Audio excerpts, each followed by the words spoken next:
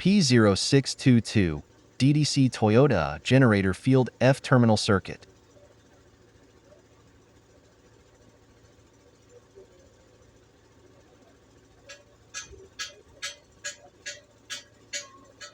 Definition: p0622 signifies a problem with the generator's field control circuit, which regulates the alternator's output. Causes: faulty alternator or generator, open or short circuit in the wiring, poor connections or corroded terminals, issues with the ECU, engine control unit. Symptoms: battery warning light on the dashboard, poor battery charging or a dead battery, fluctuating voltage levels. Diagnosis steps: inspect wiring and connectors for damage or corrosion.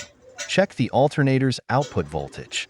Test the ECU for proper operation and communication with the alternator. Solutions: repair or replace damaged wiring and connectors. Replace a faulty alternator. Reprogram or replace the ECU if necessary.